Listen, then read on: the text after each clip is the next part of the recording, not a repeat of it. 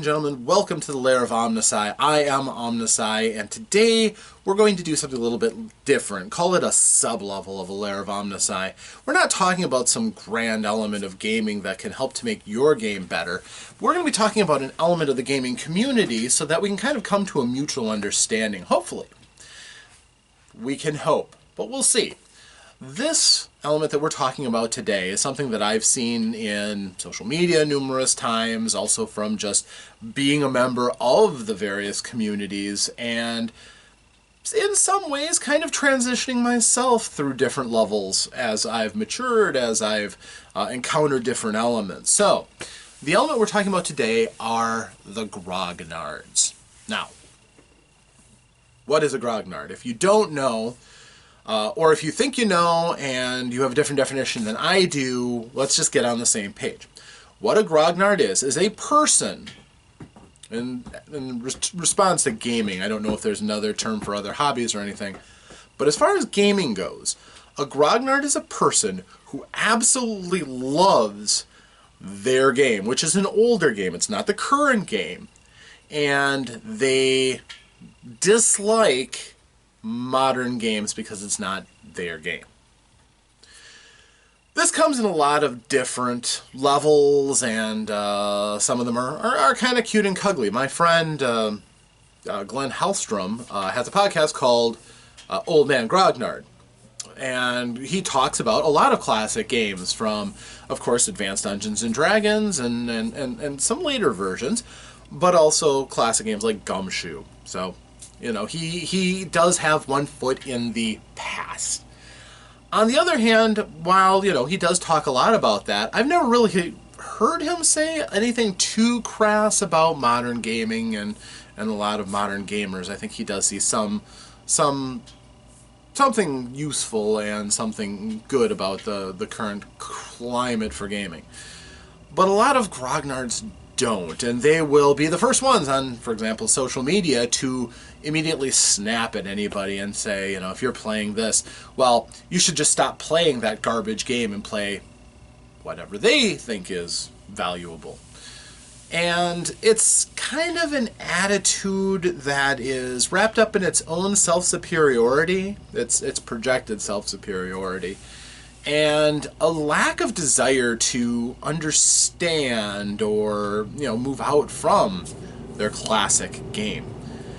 Now, there are elements of this mindset in kind of the renaissance of retro clones, games that have been made about the old school games like Advanced Dungeons and Dragons, games like Labyrinth Lords, Swords and Wizardry.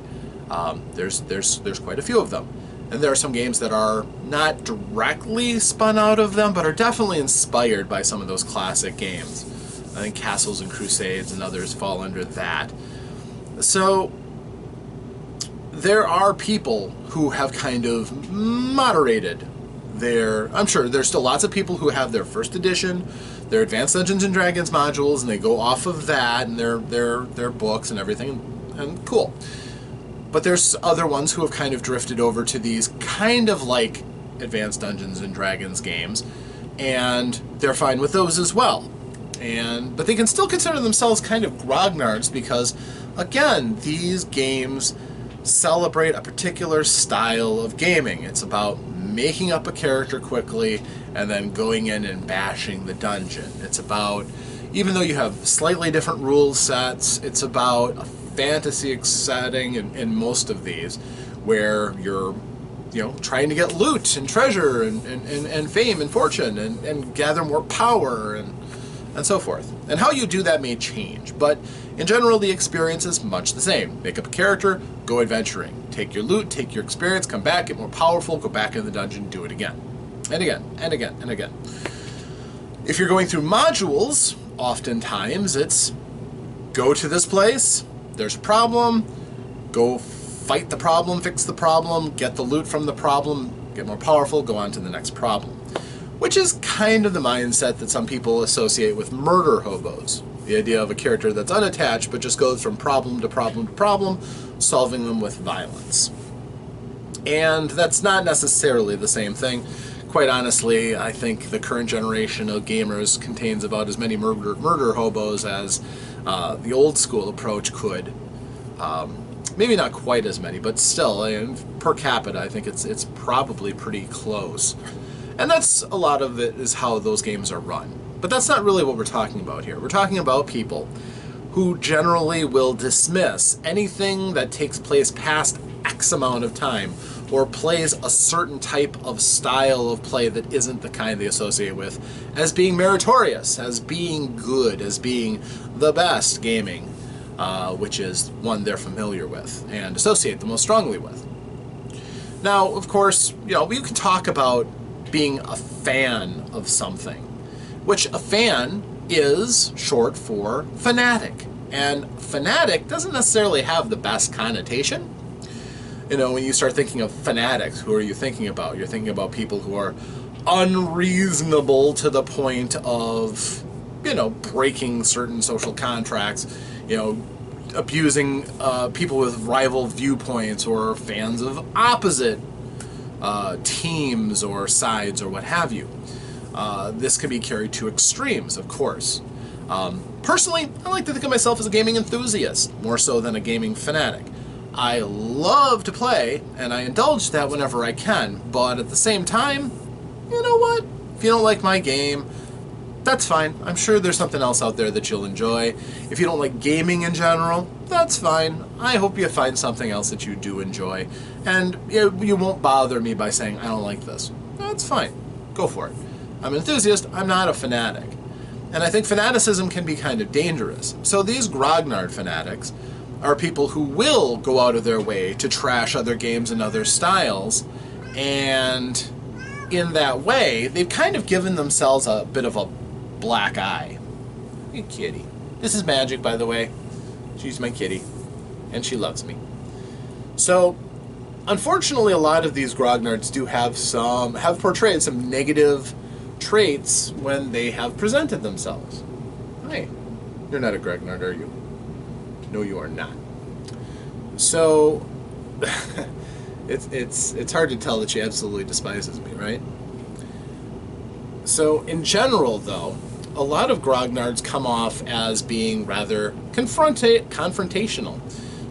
They don't like the idea that their game is not the current one, or that other people are playing other games that they see as being lesser games. This is not a majority rule, by the way. Even people who play Advanced Dungeons & Dragons, I would say the majority of them are not Grognards. They may enjoy these kind of games, but that doesn't necessarily mean that they eschew all other games or hold other games as being of lesser value. Many of them are very reasonable and perfectly fine. So it's fine with being an old school games enthusiast. That's not what we're talking about. We're talking about the ones that absolutely refuse to consider merits in other gaming styles. And they'll often give themselves away too, usually again by refusing to consider other forms of gaming, more, say, narrative styles rather than more the simulationist styles that Advanced Dungeons & Dragons and other games really did focus on. Sure, there were mentions of role-playing, but not a lot of mechanics that really helped you to roleplay or guided you into roleplay. That was all on the Dungeon Master and the players to come up with. Even the descriptions of gameplay that were in Advanced Dungeons & Dragons were very much how to simulate the dungeon, how to adventure and run an encounter. Not as much about, okay, well, you've got all of these powers and your character can, at the drop of a hat, throw out a fireball that can incinerate a dozen peasants without even batting an eye. How do you deal with that in a role-playing setting? Or how do you carry forth the idea that as a lord of a castle, what your real responsibilities are to the world around you? And how do you make decisions based on what's appropriate to the laws of the land? Those might have been reserved for some world books or rule books, or even basically the knowledge that a dungeon master might have about how feudalism works. I didn't see a great number of very explicit descriptions on how all of that figured in to the actual working of role-play elements and world-building elements, most of those game books are about crawling through a dungeon and simulating the realities of an adventurer's life. And honestly, other games have come along that have done a better job of doing that. Because if you're role-playing, and you're really interested in the role part of it, then that's probably the kind of thing that you care about just as much as how much damage you can do with your sword in a given round, or how many goblins you can toast with that fireball. And there are a number of games, and honestly the current edition of Dungeons & Dragons, that kind of give away this focus by just looking at their printed material.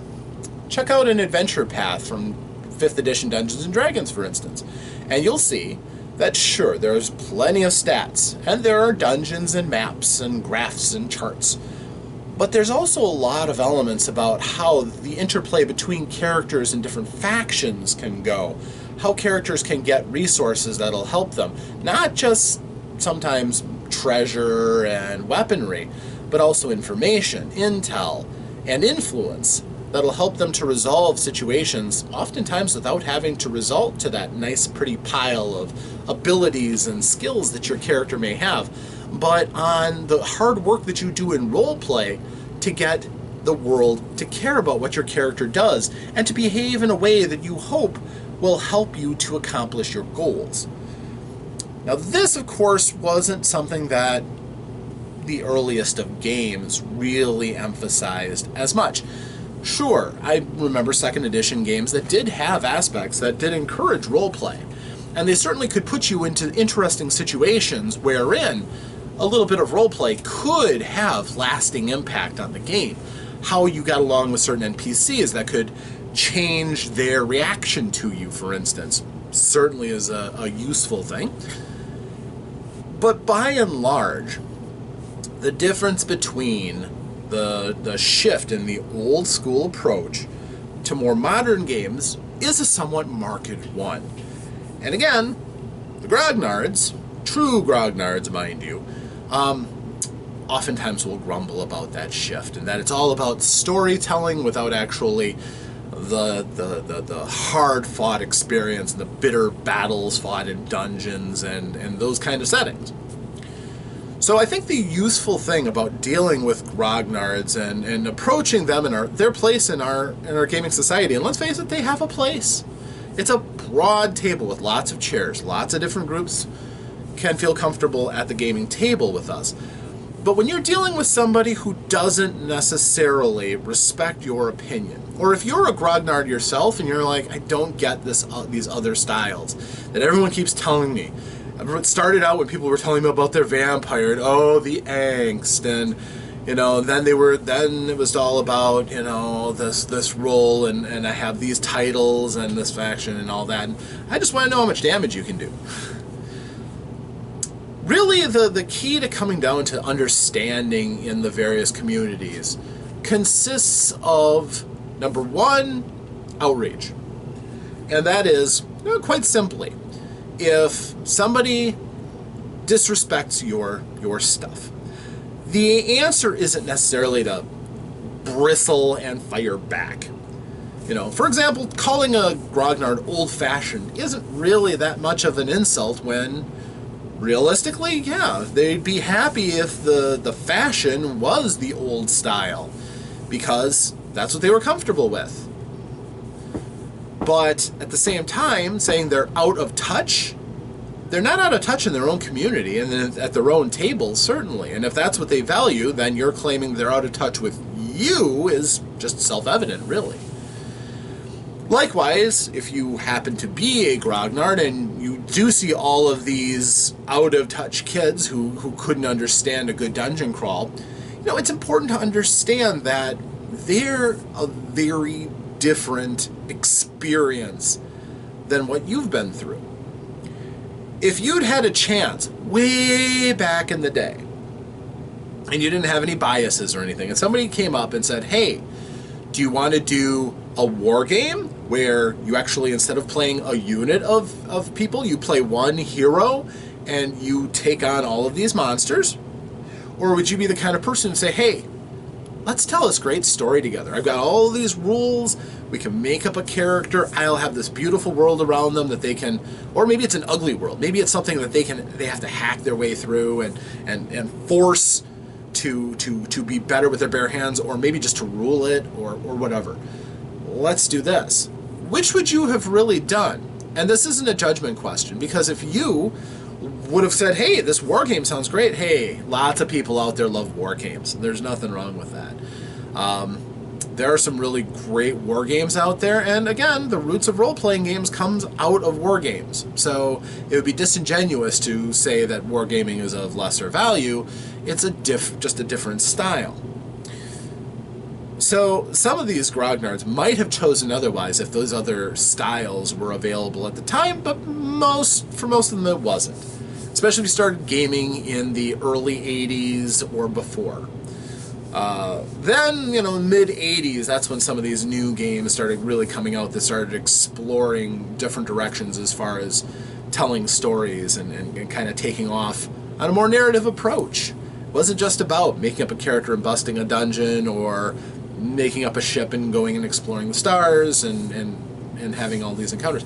A lot of it was based on, hey, let's make up a person and then kind of explore what makes that person tick and see how they react to all of these situations and stimuli. So I think outreach is one of the more important things, and not when you see somebody just rawr, just saying, you know what, I understand that you had your experiences that brought you to this point. And maybe you have a hard time understanding what everybody else finds interesting and exciting about this particular game. Especially if this person comes off and starts making making it personal. Then it becomes even more important to just kind of say, you have your own opinion. Clearly this hasn't worked for you, but I wager that you never really tried to give it a chance. If you actually played in a game of this, maybe you could actually see some of the merits of this. And outreach, try to reach out to them and say, hey, whatever your damage is, I bet if you tried it, maybe they sound like they are a person who could be a good player of something, but just aren't giving a chance. And of course, we can't always make everybody give something a chance. Some people will just be against something for the sake of being against something. We aren't going to talk about trolls here. We're talking about genuine grognards now. Another thing, too, that is useful in dealing between grognards and, let's face it, most others, is the simple fact that a lot of grognards resent the kind of resources, the kind of new, shiny things that are out there for people playing new modern games. Honestly, even a lot of grognards should be fairly happy, though. There are a number of companies that are coming out with materials for example, Advanced Dungeons & Dragons again. There's any number of modules that people are creating for that. Not necessarily rules actually, no, I take it back. There are even people proposing new rules and classes and things. I have seen a number of things that still propose, even to this day, to basically be like new potential expansions beyond what has already come out in Unearthed Arcana and the other books for Advanced Dungeons & Dragons. They're able to be slotted in to Dungeons & Dragons to make it a different game, or to give you more options and more choices. Some people might embrace them, some people might not. Pure hardcore grognards would probably think something like that is blasphemy that Gary never would have considered. But, to each their own. But by and large, this is kind of a golden era, not just for modern gamers, but there are, as I said, there are companies trying to take care of people who really like more old school games. As a matter of fact, the whole old school renaissance, or the whole school revival that kind of came forward, was a direct response to outreaching to a lot of these grognards and people who were enthusiasts and fanatics of the old system, and who held that up as being, what is really good and important in their gaming experience. And they looked to, first of all, with something like Swords and Wizardry, attempted to simplify it while keeping the soul of it intact so that it could appeal to a broader crowd, thus trying to draw more people into this experience. and other ones that just basically tried to replicate it and put it out so that, well, you can't go out to your common store and generally find Advanced Dungeons and Dragons materials. You might be able to find, for instance, maybe Labyrinth Lord or something like that, or Castles and Crusades, that gives you the same flavor, gives you kind of that experience, but isn't, of course, the old TSR products, because Wizards of the Coast will never reprint those with the same kind of driving focus that TSR printed them back in the day. Although I think my gaming store still has copies of those whatever edition reprints. So, but yeah, so those you can find, but usually in relatively small numbers. You can still find them in back corners of game stores. You'll find maybe used book sales and things like that, but obviously it would compete with shelf space for the massive Wizards of the Coast engine, and next to that, you know, Paizo's block of sales stuff, and then after that, fighting between everybody else, like Doctor Who, the role-playing game, and maybe some Savage Worlds, and my gaming company, there's the Alternity Torg game, and just you know, a wide variety of different games to kind of as a scattershot way of seeing what people like and having a representation out there. Shadowrun right next to Fiasco and the modern Mongoose Paranoia. So in essence, this old school revival has kind of helped, I think, and a lot of them have been embraced by the grognards who see that they're trying. They're genuinely trying to keep making stuff that interests them. You've got some like the Dungeon Crawl Classics that kind of start going further out from the old classic games, but they still have callbacks to the old school games, and I know some people really do like those too. Not my game system, but you know, I can see why some people would really like them. And as a result, I think they're being served pretty well, all things considered. Yes, the parent company has long gone. Yes, there's not a lot of official stuff coming out, but you can still pick and choose as you please to fill out your experience the way you want it to. And that's a good thing. Because for everybody else, it is a golden age, because there are so many games coming out at any given moment. And if you are really in the mood for a particular kind of game, there's a really good chance that there's something out there, maybe fresh and new your players haven't tried yet, or there's any number of things that have come out in mass media that are really exciting and sometimes give you a choice of different ways of you can experience it. If you love Star Wars, for instance, there's 5 different versions of Star Wars that you could play. And that's not even including getting a generic version, reskinning it, and playing Star Wars with that. But as far as, you know, playing just the kind of game you want, that's something I see all the time in social media. So many people are like, I really want to run this game. I want a game based on World War II. What's out there? And then immediately, people will come charging in. This is my favorite game! All the time. All the time. And many of them will back it up with stories of the games they've played or the strengths of their game. It's also how you find that there are grognards for other systems too, and you hear about, you know, people are like, oh, this game, and then you go, no, that game's crap. Anything that's doing other than this is the best game. The rest of it's crap. So yeah, I guess grognards aren't just limited to D&D, but yeah.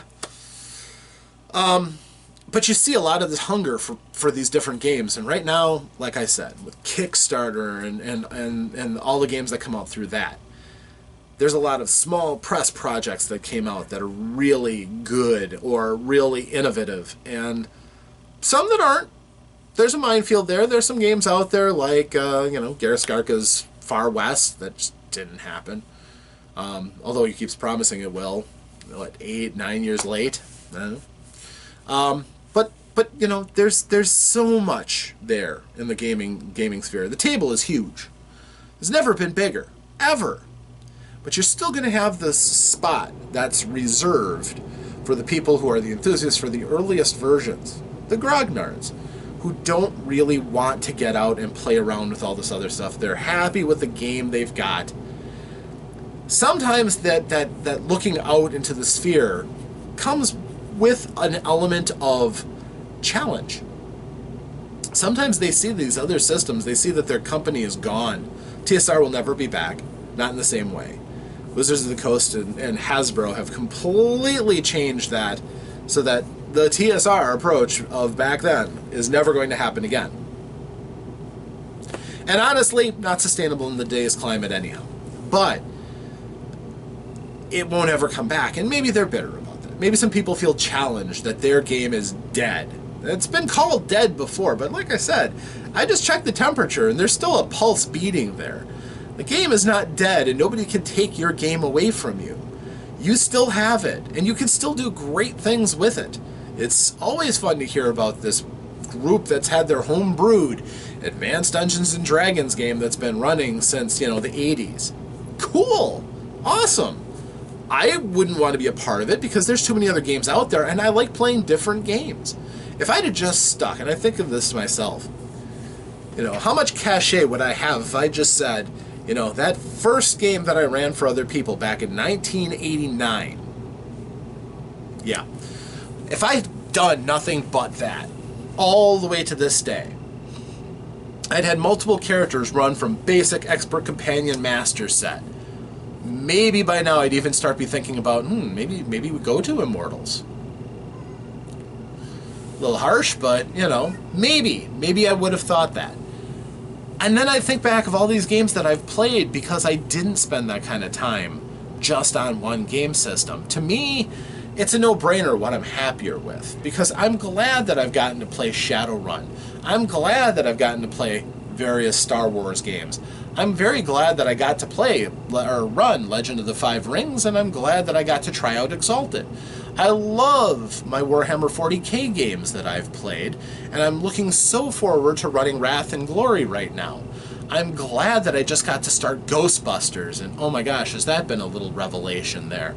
And all of these things, I think, have really worked to make me a better game master in general, and somebody who's a lot happier with the gaming community and the people that I talk to, and I can, express that I've got the perspective of all these different game systems that I understand.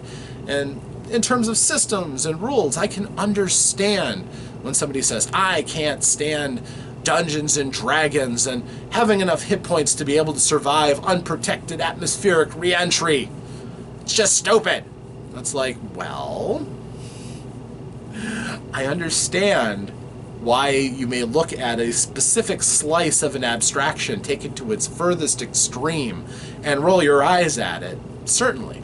That's the nature of abstraction. Abstraction is not something that holds up very well against scrutiny at a very particular slice of something, especially when you take it to its extreme. But at the same time, if you can understand that a D&D adventure is more akin to an action-adventure movie, and that the character isn't written off the script until his hit points drop to 0 when he can't be in the scene anymore, it makes a lot more sense than rather thinking that each allotment of hit points that are subtracted actually count as a physical wound, and that a character can be down to just single-digit hit points and still fighting sounds ludicrous if they're that badly carved up, without understanding that things like abstractions mean that they aren't really carved up. They're beaten a bit, sure, but the hero fights on until the very last breath has been driven from their body. And then, something like hit points makes sense. And I can understand that because I understand narrative gameplay and abstract components and conventions in gaming. Even people who really love that game sometimes miss out on those kind of details.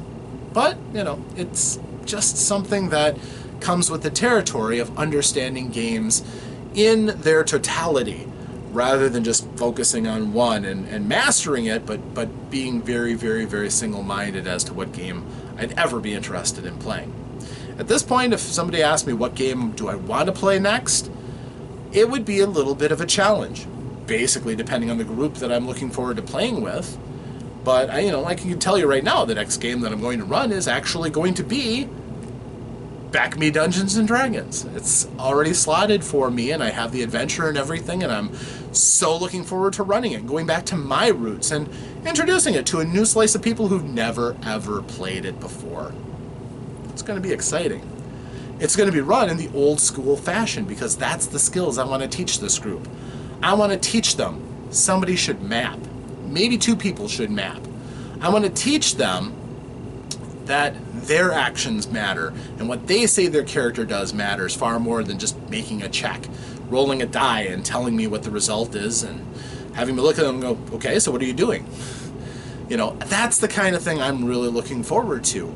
And showing people this other style of gaming, I think that, honestly, that education is the best way of dealing with somebody who comes from a different viewpoint, is educating and showing others the good that comes out of a particular system.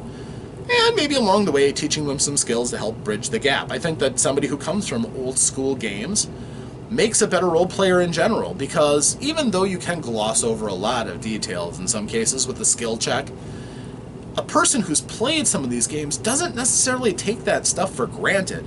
So they still may be thinking about using some of those skills they've accumulated, looking at their gear and thinking of new and creative ways to use it to get by problems, thinking of resolving problems without having to roll a die, and just looking at the game master and saying, I've just reasoned out a perfectly good way of getting around this that I shouldn't have to come down to dice rolls. And maybe that's the case. Maybe succeeding without rolling dice is one of the finer elements of that style of gameplay.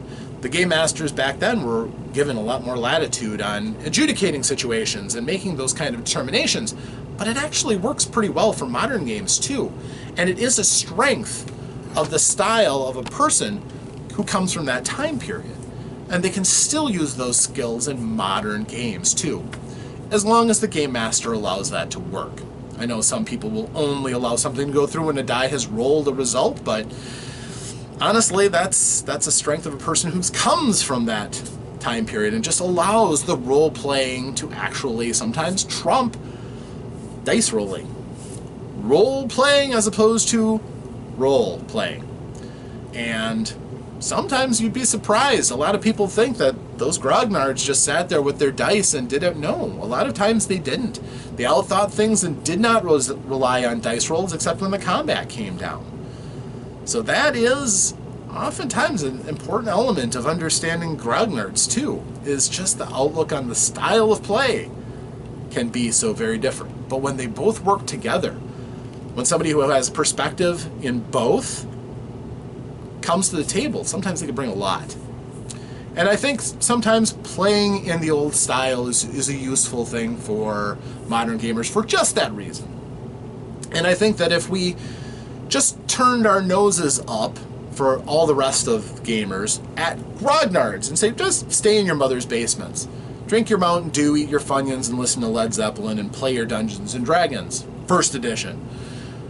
Well, you know, bringing them to your table can really sometimes add something to the game. Especially if they come in and they bring forth those skills that they got from years of playing advanced Dungeons and Dragons. And there are skills that you develop. If you want more comments on the ideas of what old school gaming can really bring and the approaches that you can have to really introducing old school flavor so that you can play a little bit more of the style that the grognards did, even if you're playing a more modern game, I highly recommend looking up Matt Finch's treatise on how to play old school games. It's excellent. I've covered it before on my channel, but I do recommend it. It's very, very good. And it's a really good bit of advice for anybody who's running games too and wants to keep a more open-minded approach to it. So that's how I deal with grognards, honestly. Sometimes their damage is just too much to overcome, too insurmountable. And that's unfortunate. Sometimes they just will not work with others, they will not see merits in anything other than their own. So be it.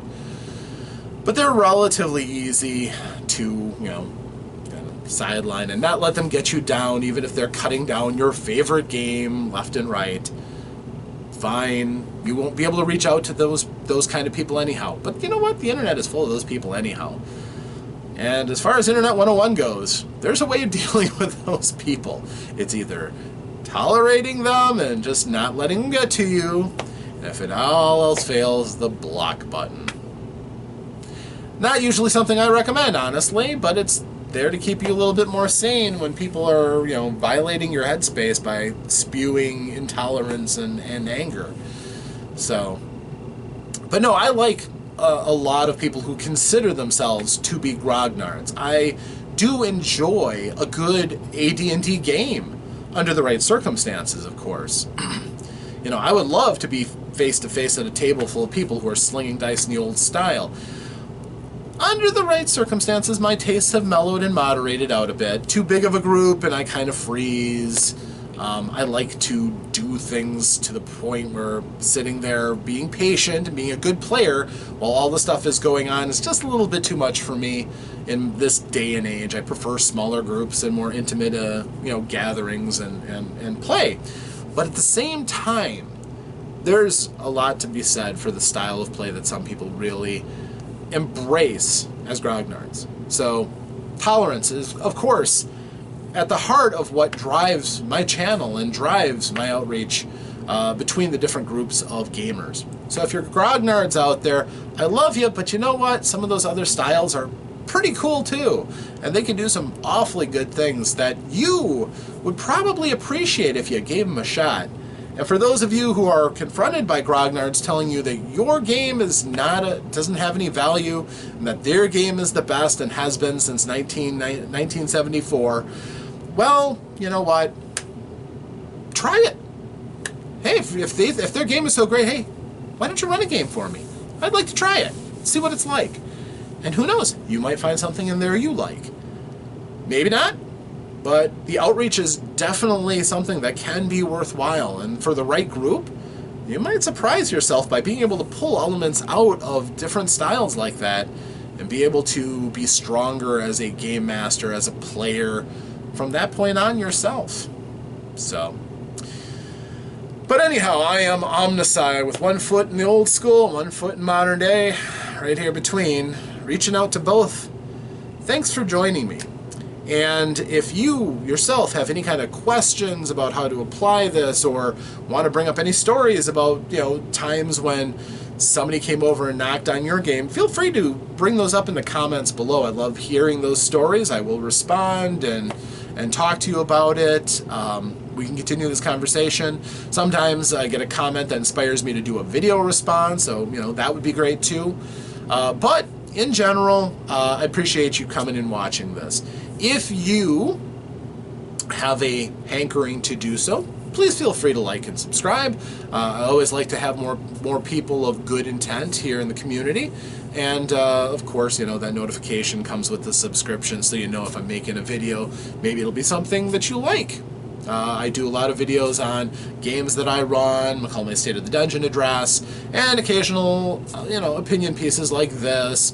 And sometimes I do things a little bit more ambitious. So until next time, I'm OmnusI. Thanks again. I will see you the next time I crawl in front of this camera and make another video. Thank you, and farewell.